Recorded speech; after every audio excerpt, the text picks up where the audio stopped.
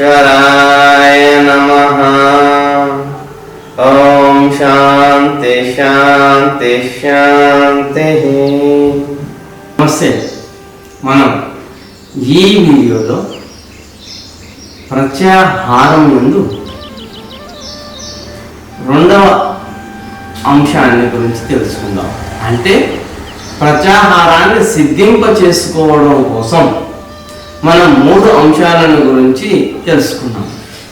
అందులో మొదటి అంశాన్ని గురించి అంటే ఈ సమస్యనంతా నేనే వ్యాపించి ఉన్నానని, ఆత్మస్వరూపమే సమస్త విశ్వమని, నేను వేరు ఇతరులు వేరు కాదు అని, సమస్తము ఒక్కటే అని అద్వైత భావాన్ని నీలో స్థిరపరచుకోవడం మూలంగా ఆ అద్వైత భావన నీలో స్థిరపడినంత మాత్రానే నీకు ప్రత్యాహారం సిద్ధిస్తుంది అన్నటువంటి అంశాన్ని గురించి తెలుసుకున్నాం.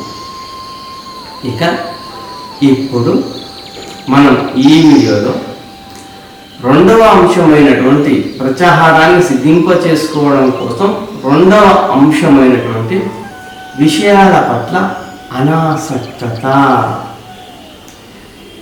విషయాల పట్ల అనాసక్తత మనకు ఎప్పుడైతే వస్తుందో వచ్చిన వెంటనే మనలో ప్రత్యాహారం అనేది మనకు సిద్ధిస్తుంది.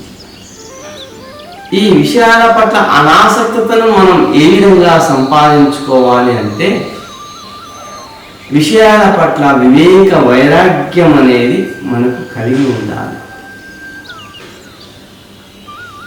ఈ వివేక వైరాగ్యం కలిగి ఉండుట చేత మనకు విషయాల పట్ల అనాసక్తత అనేది పెరిగి ప్రత్యాహారం అనేది సిద్ధిస్తుంది. ఇక రెండవ అంశాన్ని గురించి ఆలోచిస్తే విషయాల పట్ల అనాసక్తత ప్రార్థన మూలంగా కూడా మనకు లభిస్తుంది. ఆ పరమేశ్వరుణ్ణి ప్రార్థించడం మూలంగా మనకు విషయాల పట్ల అనాసక్తత అనేది పెరిగి ప్రత్యాహారం అనేది సిద్ధిస్తుంది. అందులో విషయాల పట్ల అనాసక్తతకు వివేక వైరాగ్యాన్ని గురించి మనం ప్రస్తుతం చర్చిస్తాం. మనలో వివేక వైరాగ్యం అనేది పెరగడం మూలంగా జ్ఞానాల విచక్షణ అనేది మనకు వస్తుంది. న్యాయాల ధర్మాల విచక్షణ అనేది తెలుస్తుంది. ఆ వస్తువుల పట్ల నిత్యానిత్య అనేది జ్ఞానం అనేది మనకు తెలుస్తుంది. ఏది శాశ్వతం ఏది అశాశ్వతం అన్నటువంటి అంశం అనేది మనకు తెలుస్తుంది. శాశ్వతమైనటువంటి అంశాల పట్ల మనం ఆసక్తి పెంచుకుంటాం.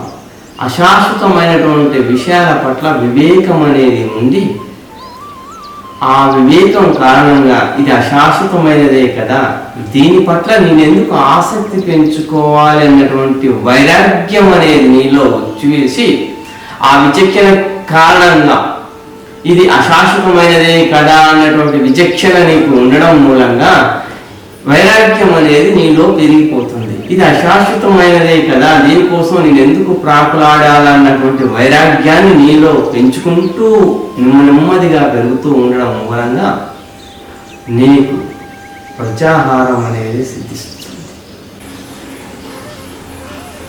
ఈ విధంగా విషయాల పట్ల అనాసక్తత అనేది వివేక వైరాగ్యాల చేత మనకు వస్తుంది. ప్రతినిత్యం ప్రతి విషయం పట్ల ఇది శాశ్వతమా అశాశ్వతమా అన్నటువంటి భావన చేత మనం ఉంటూ ఉండడం చేత ఈ విషయాల పట్ల అనాసక్తత అనేది పెరుగుతూ ఉంది. ఈ విషయాల పట్ల అనాసక్తత అనేది పెరగడం మూలంగా మనకు ప్రత్యాహారం అనేది సిద్ధిస్తుంది. ఈ విషయాల పట్ల అనాసక్తతకు వివేక వైరాగ్యం అనేటటువంటిది ఎంతో ముఖ్యం. విచక్షణ ఇది శాశ్వతమా అశాశ్వతమా అన్నటువంటి అంశాల గురించి ప్రతి క్షణం ఆలోచిస్తూ ఉండాలి. దానికోసం మనం మహానుభావుల యొక్క జీవిత చరిత్రలను చదువుతూ ఉన్నప్పుడు కూడా మనలో ఆ ప్రశాంతమైన వివేక వైరాగ్యాలు అనేవి మనకు లభిస్తాయి. ఉదాహరణకు రామాయణం లాంటి గాథలు. రామాయణ గాథలో ఒక అంశాన్ని గురించి మనం ఇప్పుడు తెలుసుకుందాం. మందర అనేటటువంటి దాసి ఆ 10 మంది చెప్పినటువంటి విషయాలను వినేదే మందర. ఆ మందర తన యజమానుల యొక్క సుఖాన్ని కోరుకొని కైకేయికి మంది చెప్పినటువంటి అంశాలన్నింటినీ తనకు తెలియజేస్తూ ఉంది. అప్పుడు ఆ కైకేయి తన భర్త అయినటువంటి దశరథ మహారాజుకు అల్లారు ముద్ద భార్య అయినటువంటి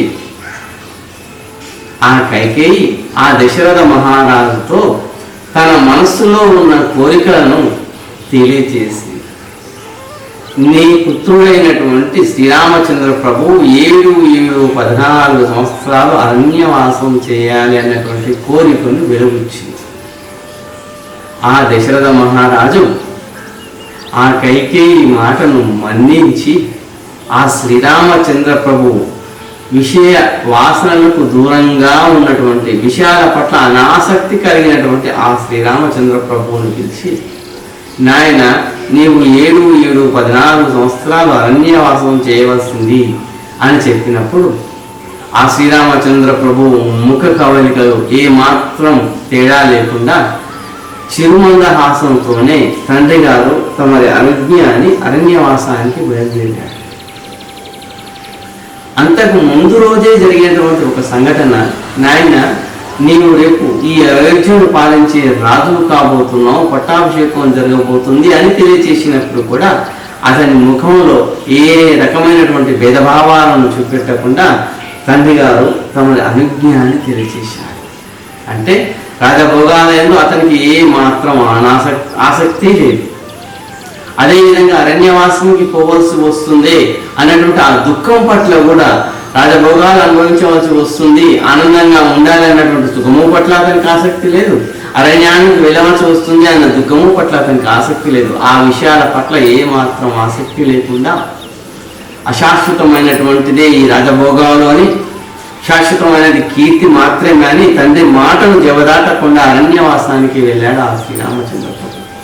ఒక్క మాట కూడా ఎదురు చెప్పకుండా ఆ శ్రీరామచంద్ర ప్రభు విషయాల పట్ల ఆసక్తి లేనటువంటి ఆ శ్రీరామచంద్ర ప్రభు అరణ్యానికి వెళ్ళడం చేత విషయలోలుడైనటువంటి ఆ దశరథ మహారాజు తన సుపుత్రుడిని వదలలేక, అంతటి గొప్ప వ్యక్తిని వదలలేక, ఒక్క మాటైనా నన్ను నిందించలేదే అంటూ మనసులో కుచించుకొని అతని మనస్సు, అతని ఇంద్రియాలు అన్నీ నాశనమైపోయి మరణించాడు.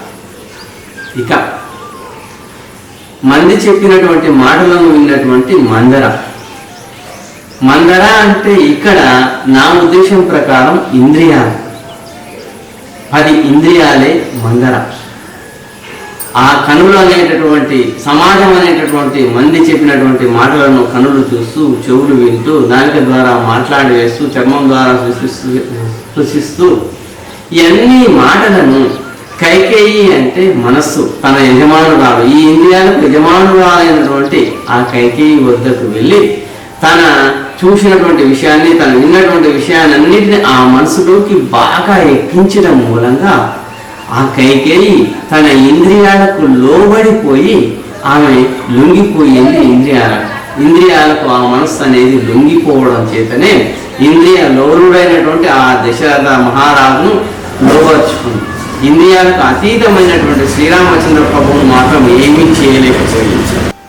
7-14 సంవత్సరాలు నీ పుత్రుడైనటువంటి శ్రీరామచంద్ర ప్రభు అరణ్యవాసానికి పోవాలి అని తెలియజేసినటువంటి ఆ మనస్సైన కైకేయి 7-14 సంవత్సరాలు దుఃఖపడుతూనే ఉంది. ఆ మనస్సైన కైకేయిని నాశనం చేసినటువంటి మందర అనేటటువంటి ఇంద్రియాలు సైతం కృంగి కృషించిపోయి ఎంతో దీనస్థితిలో ఉండిపోయాయి. అందుచేతనే విషయాల పట్ల అనాసక్తత అనేది నీలో పెంచుకో, నీలో వివేక వైరాగ్యాన్ని పెంచుకో. నీలో వివేక వైరాగ్యం అనేది పెరగడం చేత ఏది శాశ్వతమైనది, ఏది అశాశ్వతమైనది అన్నటువంటి జ్ఞానం అనేది నీకు వస్తుంది. ఆ జ్ఞానం అనేది నీకు రావడం కోసం ఆ మహానుభావులకు సంబంధించిన ఉదాహరణలను కాస్తంత నీవు మననం చేయి. ఈ విధంగా మననం చేస్తూ ఉండడం మూలంగా నీకు ఆ వివేక వైరాగ్యం అనేది వచ్చి విషయాల పట్ల అనాసక్తత అనేది పెరిగి ప్రత్యాహారం అనేది సిద్ధిస్తుంది. ఈ వాస్తవాన్ని గుర్తుంచుకోండి. మనం వివేక వైరాగ్యాల ద్వారానే విషయాల పట్ల అనాసక్తత కాకుండా ప్రార్థన ద్వారా కూడా విషయాల పట్ల అనాసక్తత అనేది పెంచుకోవచ్చు. ప్రార్థన ద్వారా విషయాల పట్ల అనాసక్తత పెంచుకొని మనం ప్రత్యాహారాన్ని చేయవచ్చు. ఉదాహరణకు మన విషయాల పట్ల ఎంత చంచలత్వం ఉంటుంది అంటే, ఒక కోతి అనేది ఒక కొమ్మ మీద నుంచి ఒక కొమ్మకు ఎల్లవేళ సంచరిస్తూ ఒక చెట్టు మీద నుంచి ఒక చెట్టుకు వెళ్తూ అలా వెళ్తూ ఒక తాటి చెట్టు చేరింది. ఆ తాటి చెట్టు పైన ఒక కుండ ఉండడం చేత ఇందులో ఏముందో చూద్దామని ఆ కుండకు చిల్లు పెట్టి అందులో నుంచి వచ్చేటటువంటి ద్రవాన్ని స్వీకరించింది. ఆ ద్రవాన్ని స్వీకరించినంత మాత్రాన్నే అది ఇంకా వేగంగా ఒక కొమ్మ నుంచి ఒక కొమ్మ మీదకి, ఒక చెట్టు మీద నుంచి ఒక చెట్టు మీదకి సంచరించడం సాగించింది. అలా సంచరిస్తూ ఉన్న తరుణంలో దానికి ఒక నిప్పు కర్ర దొరికింది. ఆ నిప్పు కర్రను పట్టుకొని అది గడ్డివాములోకి దూకింది. ఆ మత్తులో అది నిద్రించడం మూలంగా ఆ గడ్డివాములోనే పడి అది మరణించింది. ఇక్కడ కోతి అంటే మనకు మనస్సు. ఒక కొమ్మ మీద నుంచి ఒక కొమ్మ మీదకి, ఒక చెట్టు మీద నుంచి ఒక చెట్టు మీదకి దాటడం అంటే ఆలోచనలు, ఒక ఆలోచన మీద నుంచి ఒక ఆలోచనకు, ఇంకొక ఆలోచన నుంచి ఇంకొక ఆలోచనకు వేగంగా సంచరిస్తూ ఉండడం ఇంద్రియాల సహాయంతో. అలా సంచరిస్తూ ఉన్నప్పుడు తాటి చెట్టు అనేటటువంటి విషయం ఆలోచనలోకి చొరపడింది. ఆ విషపు ఆలోచనలకు చొరపడి ఈ విషపు ఆలోచన ఎలా ఉంటుందో చూద్దాం అనుకొని ఆ విషమైనటువంటి మత్తును సేకరించింది. ఆ విషమైనటువంటి మత్తుకు అది అలవాటు పడిపోవడం చేత అది నిప్పు కర్రను పట్టుకోవడం సాధ్యమైనది. అంటే ఆ మత్తులో దానికి అదేమిటి అన్న విషయం కూడా తెలియకుండా ఆ నిప్పు కర్రను పట్టుకొని అది తన మృత్యువును తనే తెచ్చుకోవడం కోసం గడ్డివాములోకి దూకింది. ఆ గడ్డివాము అనేటటువంటి మృత్యువులో అది మరణించిపోయింది. అదేవిధంగా మనం కూడా మన ఆలోచనలని కూడా కోతిలా మన మనస్సు అనేది ఒక విషయం మీద నుంచి ఒక విషయం మీదకి సంచరిస్తూ ఆ విషపు ఆలోచనలోకి చొరబడి మన మనస్సు, మన ఇంద్రియాలన్నీ అందులో పడి కొట్టుకొని చివరికి మరణించాల్సిన పరిస్థితి ఏర్పడుతుంది. ఈ పరిస్థితి మనకు రాకుండా ఉండడం కోసం ఉదయాన్నే స్నానం చేసి ఆ పరమేశ్వరుని ఎదుట కూర్చొని, పరమేశ్వర నన్ను ఈ మత్తుకు బానిసవ్వకుండా, ఈ సిగరెట్కు బానిసవ్వకుండా, ఈ చెడు అలవాట్లకు బానిసవ్వకుండా చూసి బాధ్యత నీదే తండ్రి అంటూ ఆ పరమేశ్వరుని ముందర పదే పదే ప్రార్థిస్తూ ఉండడం చేత ఈ మత్తు అలవాట్ల మూలంగా నా శరీరం నాశనం అయిపోతుంది, నా కుటుంబం నాశనం అయిపోతుంది అన్నటువంటి ప్రార్థనను తదేకంగా దీనంగా ఆ భగవంతుని ముందు, ఆ పరమేశ్వరుని ముందు మనం చేయడం మూలంగా ఆ పరమేశ్వరుడు అతనికి సహకరించి అతని మనస్సును దృఢం చేసి ఇకపై అతని ముందు మత్తు కనిపించినా కూడా, లేదా సిగరెట్ అనే చెడు అలవాటు కనిపించినా కూడా అతను వాటి జోలికి పోకుండా ఉంటాడు. ప్రార్థన చేతనే సమస్తము నీకు లభ్యమవుతుంది. ఈ విధంగా మనం వివేక వైరాగ్యం చేత మరియు ప్రార్థన చేత ఆ ప్రత్యాహారాన్ని పొందవచ్చు. విషయాల పట్ల అనాసక్తి అనేది పెరిగి నీకు ఆ ప్రత్యాహారం అనేది లభిస్తుంది.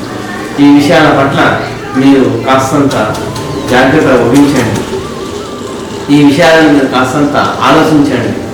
ఈ విధంగా ఆలోచిస్తూ ఉండడం చేత మీరు వివేక వైరాగ్యం అనేది పెరుగుతుంది, మీకు ప్రత్యాహారం అనేది లభిస్తుంది. ఆ మహానుభావుడు తెలియజేసినటువంటి ప్రత్యాహారాన్ని సిద్ధింపడం మూలంగా అత్యద్భుతమైనటువంటి ధారణ, ధ్యాన, సమాధులు నీకు లభిస్తాయి.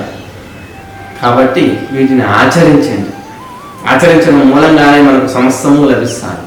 వినడం మూలంగా కొద్ది మేర మనకు కాస్తంత లాభం చేకూరినా వీటిని ఆచరిస్తూ ఉంటే ఎంతో అత్యద్భుతమైనటువంటి ఉన్నత స్థితికి నువ్వు చేరుతావు. ఇదే ఆ మహానుభావుని యొక్క కోరిక కూడా. మనందరం బాగుపడాలనే ఆ పతంజలి మహర్షి ఈ అష్టాంగ మార్గాన్ని తెలియజేశాడు. ఈ అష్టాంగ మార్గాన్ని మనం ఆచరించడం మూలంగా మన జీవితాన్ని మనం బాగుపరచుకోవచ్చు, మన భవిష్యత్ తరాలను బాగు చేయవచ్చు. ఆలోచించండి, వీటిని ఆచరిద్దాం, మన జీవితాన్ని మనం బాగు చేసుకుందాం. సర్వే జన సుఖినో భవంతు. ఓం శాంతి.